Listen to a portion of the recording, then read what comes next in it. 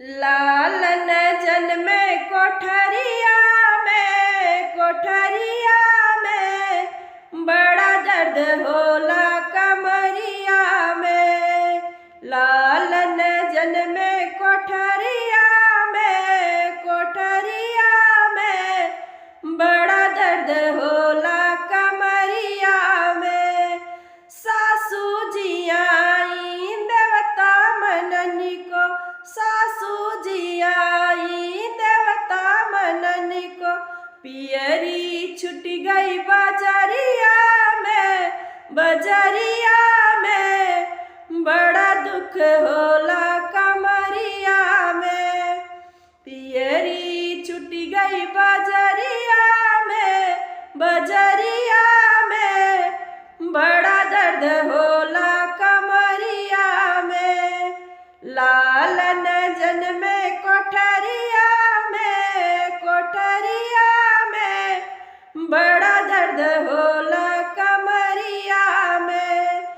जठनी जी आई पिपली पिसनी को, जठनी जी आई पिपली पिसनी को। लहंगा छुटिगा बजरिया में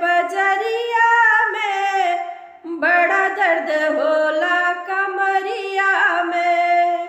लालन जन्मे कोठरिया में बड़ा दर्द होला कमरिया में। ननदी जी आई कजला लगनी को, ननदी जी आई सौरी पोतनी को। कंगना छुटिगा बजरिया में बड़ा दर्द होला कमरिया में। कंगना छुटिगा बजरिया में बड़ा दर्द होला कमरिया में।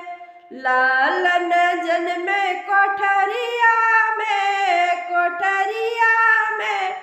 बड़ा दर्द होला कमरिया में।